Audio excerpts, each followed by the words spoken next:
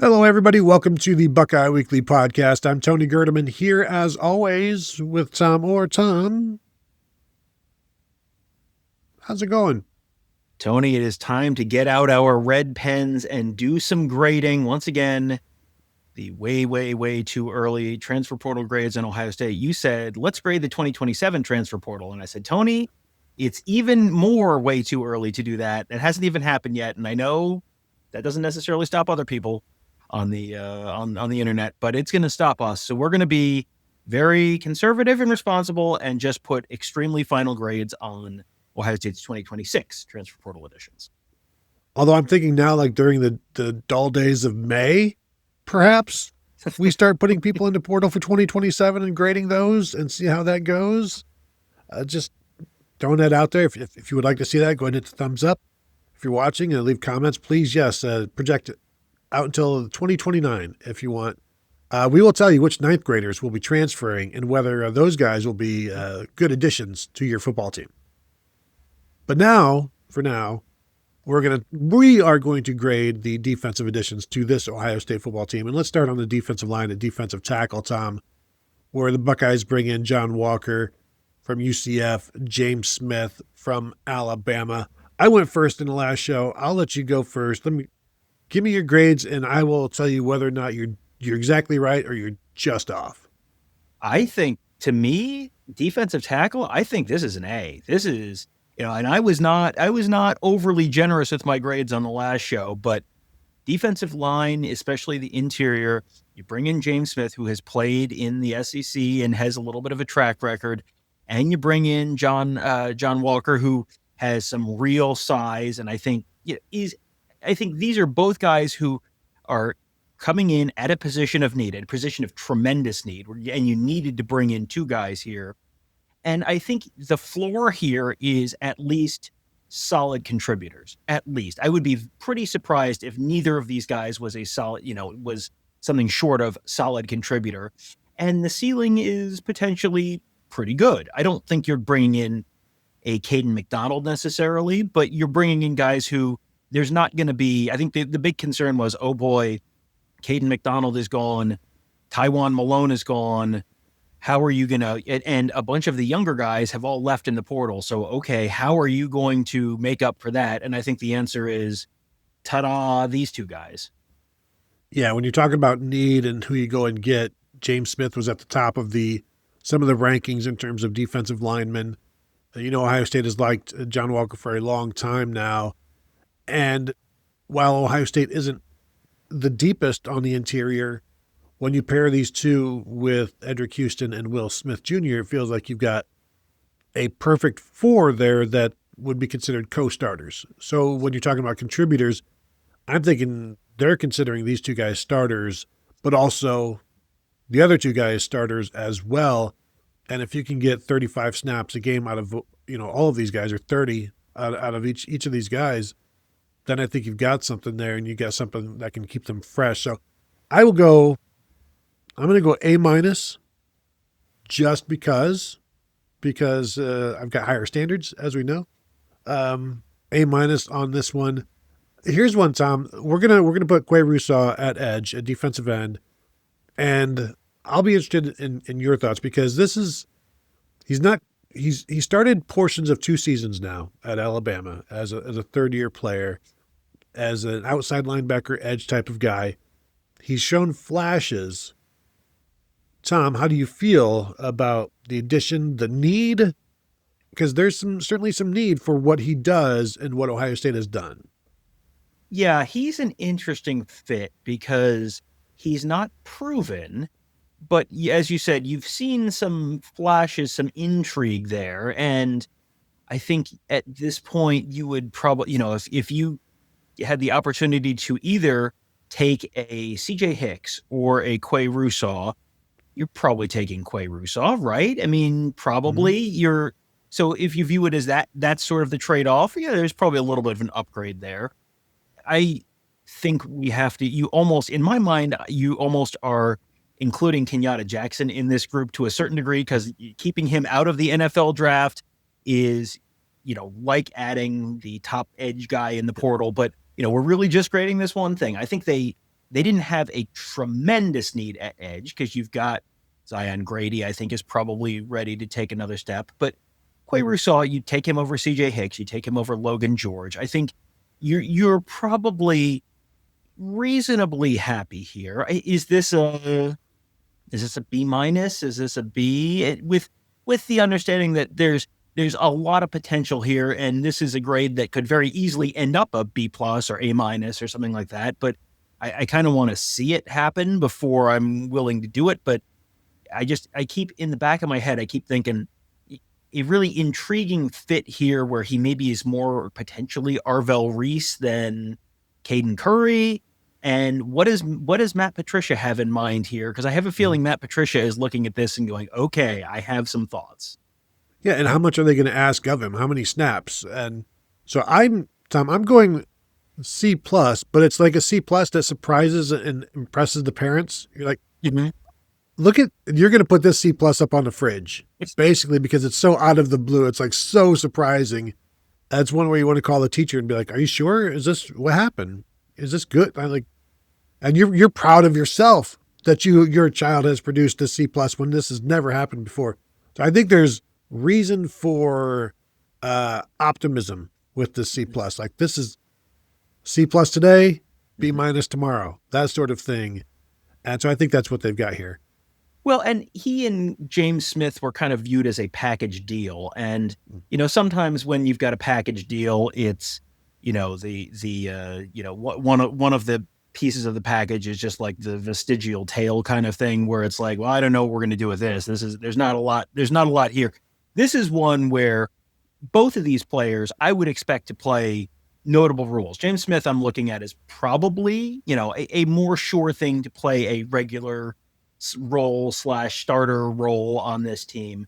But Quay Rousseau is definitely intriguing to me. And, this is setting some very wide parameters here. To me, he's between a C.J. Hicks and an Arvell Reese, but where is he?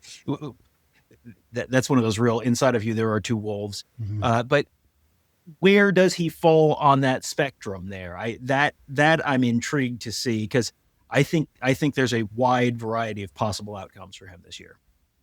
Exactly. So it's just like you see the potential, so throw up a C plus, that sort of thing.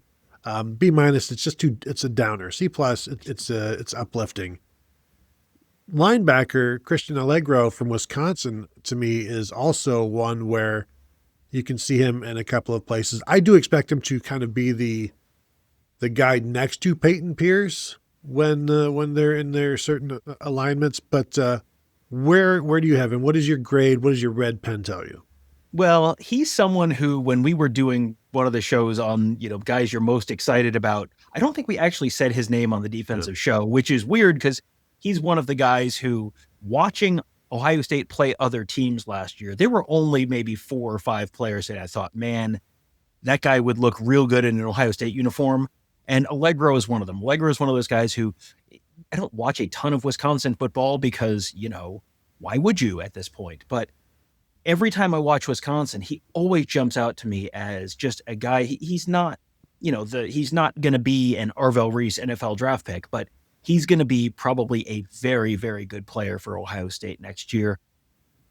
This was not a spot where they absolutely had to bring someone in, but I think he's a nice to have more than a have to have, but he's also going to play, I think, a good amount, probably starter, probably starting, probably next to Peyton Pierce, but in that sort of rotation with Riley Pettyjohn and, maybe TJ Alford's in there as well. But I could see him again. What does Matt Patricia want to do with him? Does he want him to rush off the edge? Is he just going to be a regular traditional Mike linebacker? What do they want to do with him? But I think he's,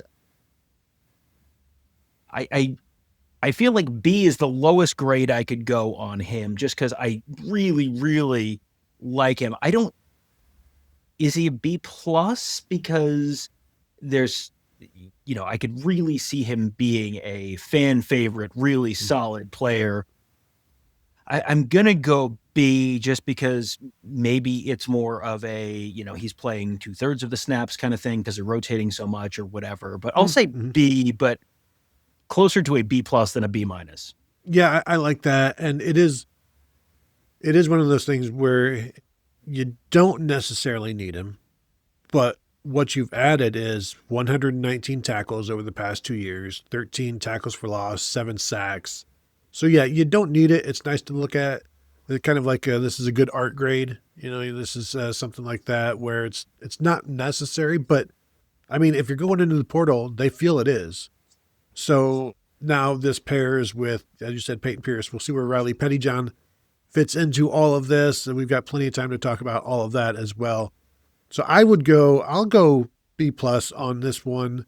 Again, I don't know how much they're going to ask of him, but I know he's going to give everything that is asked of him, which I think helps his grade as well. Tom, let's talk about corners. Ohio State brings in 2, Dominic Kelly from Georgia, Cam Calhoun from Utah, Alabama, Michigan, most recently Alabama. These are 2, combining them together, Tom, this is going to be one of those instances where it's like a team grade where some of them did the work, others didn't. Some will do the work in a couple of years. Others have done some work. But hey, you're all getting graded together. Yes, this is a group project. And, as usual, people have done varying degrees of work, I guess. And, Cam Calhoun has certainly done a lot more work in terms of being on a bunch of different teams and playing for a bunch of different years, whereas Dominic Kelly has played for one team and 1 year. And yeah, Calhoun, to me, I look at him as very similar to Justin Martin that we talked about on the quarterback show, where they don't need a starter. They just need another veteran depth guy to help them out, help cover some bases. If the young guys aren't quite ready to step up, I think that is a very check the box, pass fail kind of thing. And you get a passing grade there. Dominic Kelly, man, are the error bars big here? Because everything you heard from the Georgia side of things was, man, oh man, were they upset to lose him. And so he was playing, he probably played, I haven't looked at snaps for like him versus Aaron Scott last year, but I think he probably played more snaps or as many snaps as Aaron Scott. And Scott was a second-year guy. So if you're trading Aaron Scott for Dominic Kelly, that's probably a decent trade for Ohio State. And it's a lot of potential. It's a lot of potential, but it's also, that's the kind of guy that doesn't show up on the portal all that often in terms of from has the recruiting pedigree, has the sort of Kirby Smart seal of approval there. They were upset to lose him. This was not a you hit the bricks now kind of situation.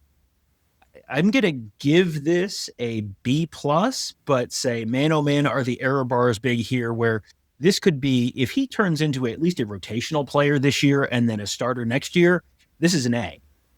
If he turns into a All-American next year, and 2027 I'm talking about here, I don't think you're expecting an All-American in 2026, but if he turns into first-team All-Big Ten, All-American, whatever in 2027, great, A+, fantastic. But it's still projection. You haven't seen it yet at the college, really in terms of being a starter, being a 50 snap a game guy yet at the college level. So it's still a little bit of projection, but you don't have to squint very hard to see Devin Sanchez and Dominic Kelly on the opposite sides of the 2027 Ohio State secondary, and that being a pretty darn good secondary. And as I was talking about this being a group project, I started flashing back, to my college years. A little emotional thinking about all those group projects you sort of drafted on. Well, here's the one. I think I've told this story before. I've told it to many, many people. It's the one group project where that absolutely did not happen because it was a philosophy class.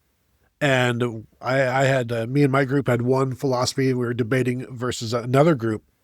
And on the day of the project, on the day of the debate, I was the only person on my team to show up. And so I got destroyed because we, like 20% of the, of what you need to know, I'm going to argue my specific stuff. And so then after that, we got to grade ourselves. Of course, I gave myself an A. And so I'm thinking here, this is like Dominic Kelly, to give him a grade. It's like he's brought in for one specific thing. And so you can't judge all of this whole thing on him. So I'm going to say, Dominic, what would you give yourself? And he's going to say an A. So I will give the corners an A, and just try not to have any nightmares about that situation ever again. You want to talk about helpless. You're just waiting for people to walk in, and you're sitting there and you're like, there's nobody else coming. And I only sort of know this stuff because that's frankly my college years. Anyway. Tony Gerdeman, noted philosopher. I don't know why this just popped into my head, but as you were telling that story, all I in my head, all I could see was the Bill and Ted's Excellent Adventure scene where they go, Socrates. That's what I could see with you giving a philosophy presentation. I don't know if it went any further than that, but give yourself an A.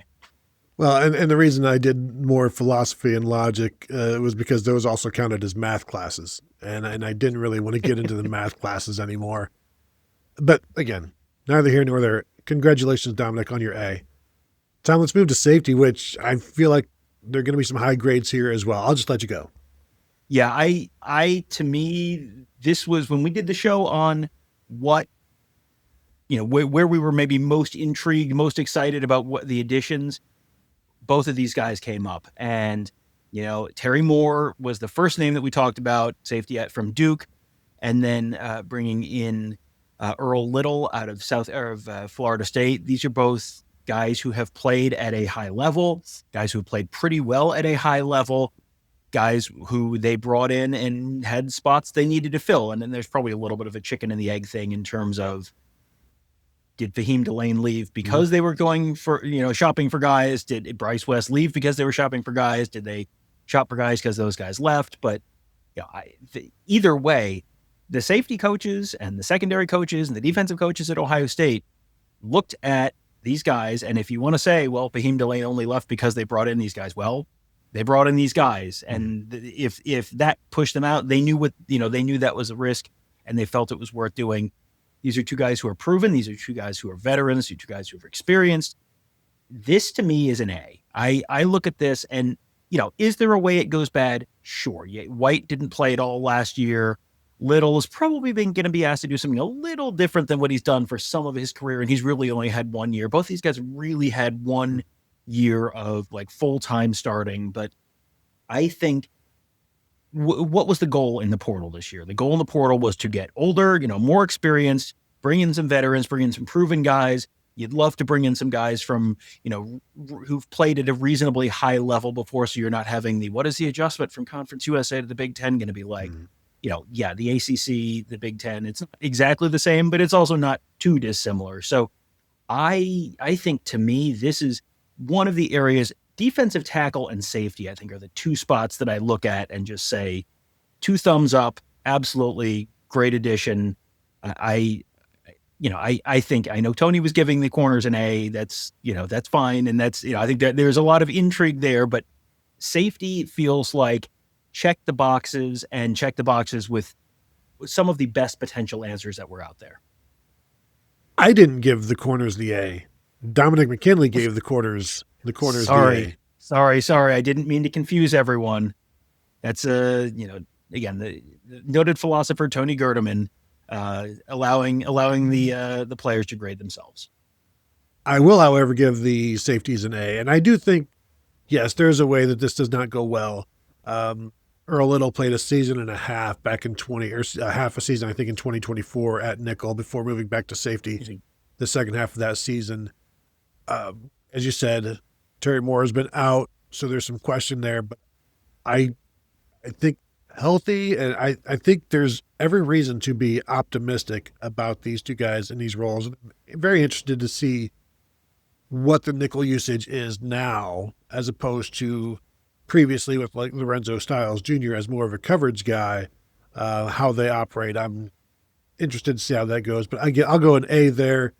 And overall, I believe that's a 3.2 cum grade as we go ahead and look at all of the defensive scores. I did not write them down, but I'm sure other people did. So there you go, grading the defense for you by request from some of you, including Tom. You really, really, really wanted to do it. So I thought, all right, let's make Tom happy. So there you go. If you're watching on YouTube, hit those thumbs ups. Hit that thumbs up, just one. A 5-star rating and review, all 5 of the stars, always appreciated. And you can continue to find us at BuckeyeHuddle.com. Thank you all for tuning in, and we will talk to you all later.